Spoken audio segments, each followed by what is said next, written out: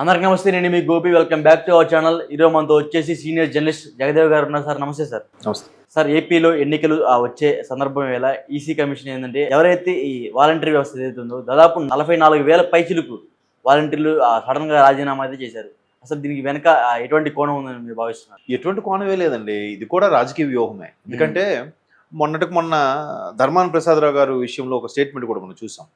వాలంటీర్లు అనే వ్యక్తులు మనం వాళ్ళకి లైఫ్ ఇచ్చాము, మనం రిక్రూట్ చేసుకొని వాళ్ళతో మనం చేయించుకుంటున్నాం. వాళ్ళు కష్టమో నష్టమో వైసీపీ కోసం పోరాడాలి, వైసీపీ కార్యకర్తలా పని చేయాలి. అవసరమైతే దానికి తృణప్రాయంగా ఆ రాజీనామా చేసి దీంట్లో ఒక కథన రంగంలో దూకాలి. ఒక్కొక్కరు కనీసం 50 ఇళ్ళ నుంచి 25 ఓట్లైనా సగం ఓట్లైనా వేయించేలా చూడాలి అన్నట్టుగా స్వయాన మంత్రి ధర్మాన ప్రసాద్ గారి స్టేట్మెంట్లో కూడా మనం చూసాం కదా, ఒక వారం కిందటో 10 రోజుల కిందటో. అవునా కదా? మరి అది క్లియర్ కట్ కదా. మేము మీకు లైఫ్ ఇచ్చాం కూడా మీరు మాకు ఊడిగం చేయాలన్నట్టుగా మా కోసం అంటే కృతజ్ఞతాభావంతో, మేబీ కృతజ్ఞతాభావంతో పనిచేయాలంటున్నారు.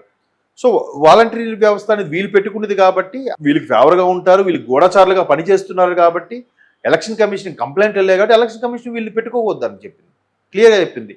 వాలంటరీగా రాజీనామా చేస్తే వీళ్ళు బూత్ ఏజెంట్లు గాను వీళ్ళు గాను చేయొచ్చు. అదేం లేకుండా డైరెక్ట్గా ఆ పక్క అది ఉంటూనే ఇలా చేస్తామంటే ఎవరు ఒప్పుకుంటారు? పైగా అదే పర్మనెంట్ గవర్నమెంట్ జాబ్ ఏం కాదుగా. వీళ్ళు పెట్టుకున్న వ్యక్తులుగా ఒకవైపు వాళ్ళకి ఫేవర్గా గవర్నమెంట్ పథకాలకు సంబంధించిన వీలుగా ఉన్నారు కాబట్టి అబ్జెక్ట్ చేస్తున్నారు. సో వాళ్ళకి ఏం చెప్తున్నారు? వీళ్ళు అధికారికంగానే బాహాటంగానే చెప్తున్నారు, మీరు ముందు చేసి రండి, మన కోసం పాటుపడండి, ప్రభుత్వం వచ్చిన తర్వాత మళ్ళీ ఏముందిలే మేము చెప్తే అవుతుంది కదా, మీకు వాలంటీర్గా ఇప్పిస్తామని కూడా చెప్తున్నారు. దాని బెస్ట్ ఎగ్జాంపుల్ ధర్మాన గారు మాట్లాడిన విషయమే. సో ఇక్కడ కూడా అదే ఉంది. మొదట కాకపోతే వాలంటీర్ల మీద ఈ విధంగా అభియోగాలు వెళ్ళి ఎలక్షన్ కమిషన్ ఎప్పుడైతే తొలగించిందో దాన్ని కూడా వైసీపీ రాజకీయ కోణంలో వ్యూహంగా దాన్ని ప్లస్ చేసుకునేలా మాట్లాడారు. ఎలా అంటే ఒక వైసీపీ శ్రేణికి చెందిన వ్యక్తి చంద్రబాబు నాయుడు ఎప్పుడైతే ఎలక్షన్ కమిషన్కి చంద్రబాబు నాయుడు చూడండి స్టేట్ ఎలక్షన్ కమిషన్కి ఎప్పుడైతే కంప్లైంట్ ఇచ్చారో వాళ్ళందరూ మనోవేదన చెంది ఒక బాధతో మూకుమ్మడి రాజీనామాలకి దిగుతున్నారు అని చెప్పి ఒక పెద్ద ఆయన స్టేట్మెంట్ ఇచ్చాడు, పేరు అనవసరం. తర్వాత కేవలం చిత్తూరు జిల్లాలోనే కుప్పం నియోజకవర్గంలో సంథింగ్ చిత్తూరు జిల్లా మొత్తం మీద 150 మంది ఒకేసారి రాజీనామా చేశారని కూడా మనం వార్తలు చూసాం. అయినప్పటికీ కొంతమంది తెలిసిపోతుంది కదా ఎవరు ఏంటి, ఎవరు ఫేవర్గా ఉన్నారు.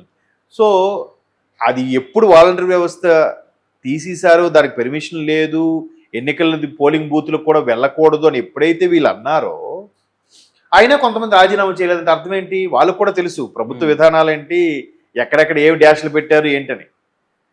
సో అందుకు వాళ్ళందరూ కాముగా ఉన్నారు. వాళ్ళ మీద కొంతమంది నాయకులు ఒత్తిడి తెచ్చి ఈ విధంగా రాజీనామా చేశారని నేను అభిప్రాయపడుతున్నాను. అంతే కదా. ఇప్పుడు ఆల్రెడీ కోడ్ అమల్లోకి వచ్చి ఎన్ని రోజులైంది? ఒక చిత్తూరులో 150 మంది, లేదా ఇంకొక దగ్గర ఒక 8 మంది, అక్కడ ఒక 4 ఇలా రాజీనామా చేసినట్టు చూసాం. కానీ మొత్తం రాష్ట్రం మొత్తం మీద ఒక 44,000 మంది మిగతా ఎవరైతే ఉన్నారో వాళ్ళు ఎందుకు రాజీనామా ఇప్పుడు చేసి త్వరగా ఎందుకు చేయలేదు? ప్రెషర్స్ వచ్చాయి, అంతేనా? ఇప్పుడు మొన్న పెన్షన్ల విషయం కూడా చంద్రబాబు గారు కేవలం లెటర్ రాయడం వల్ల చంద్రబాబు గారు ఆపేశారు అని పబ్లిసిటీ చేశారు, బాగుంది. సరే ముతక అంగవైకల్లో ఈడ్చుకుంటూ మెల్లగా వెళ్ళారు సచివాలయానికి. వెళ్ళేసరికి ఖాతాల్లో డబ్బులు లేవు, ప్రభుత్వంతో ఖజానాలో డబ్బులు లేకపోతే చంద్రబాబు నాయుడు ఆపేశారని చెప్పారు. అది కొంతమందికి తెలిసింది. కొంతమంది ఇంకా ఇల్లిటరేట్ పర్సన్స్, నిరక్షరాస్యులు, అజ్ఞానులు ఉంటారు కాబట్టి వాళ్ళకి ఓహో నిజమే కావాలా, మేబీ చంద్రబాబు గారు ఈ అంశం తేపకపోతే వాళ్ళు వేసేవారేమో అనుకునేవాడు ఉన్నాడు. అసలు చంద్రబాబు నాయుడు ఎందుకు చెప్తారు?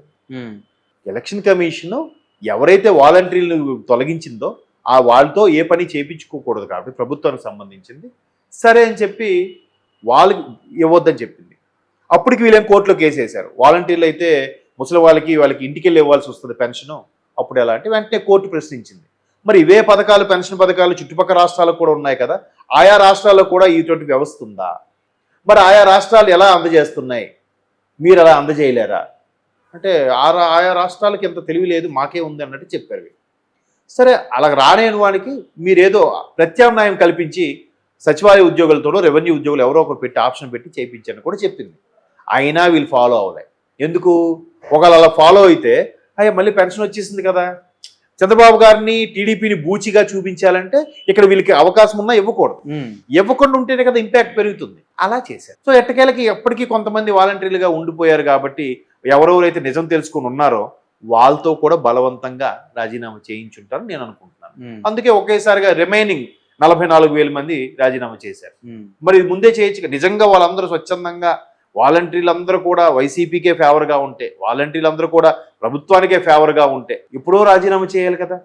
ఇప్పటివరకు ఏం చేశారు? ఈ క్వశ్చన్ వేస్తే వాళ్ళ దగ్గర ఆన్సర్ ఉండదు. అంటే ఆ జగన్ గారు ప్రవేశపెట్టిన ఈ వాలంటీర్ పథకం ఏదైతే ఉందో మొన్నటిదాకా 5,000 రూపాయలు శాలరీ ఇస్తున్నారు. ఇప్పుడు టీడీపీ గవర్నమెంట్ వచ్చిన తర్వాత 10,000 ఇస్తా అన్నారు. మొన్నటిదాకా చంద్రబాబు విమర్శించారు వాలంటీర్ వ్యవస్థ తప్పు ఇది అని. ఇప్పుడు సడన్గా ఆయన 10,000 ఇస్తా అన్నారు. దీన్ని మీరు ఏదైనా అదే అంటే ఇప్పుడు ఆల్రెడీ సరే దాని మీదే బతుకు జీవుడా అని బతికే వాళ్ళు ఉన్నారు. అలాంటి వాళ్ళు ఇబ్బంది పడతారు.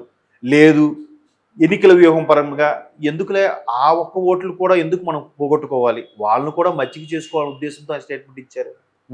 అందులో కొంత జెన్యున్గా ఉండే వాళ్ళు ఉంటారుగా. ఇప్పుడు 44,000 మంది ఉన్నారు. ఈ 44,000 మంది మొన్నే రాజీనామా చేయాలిగా, చేయలేదు. ఫేక్ అంటారా? ఇప్పుడు ఆ 44,000 మంది కూడా అరే వాళ్ళు ప్రభుత్వానికి కాదు, వాళ్ళు సిన్సియర్గా ప్రజల కోసం చేసే వాళ్ళు అయి ఉంటారు. సో అలాంటి వాళ్ళ కోసం ఈ వ్యవస్థ ఎత్తకుండా వాళ్ళకి ఏదో చేయూతగా మనము ఒక పథకం కింద లేదా నిరుద్యోగ వృత్తి కింద ఇద్దాము, లేదు దానిలా పెట్టి ఇంకో రకంగా వాడుకుందాం.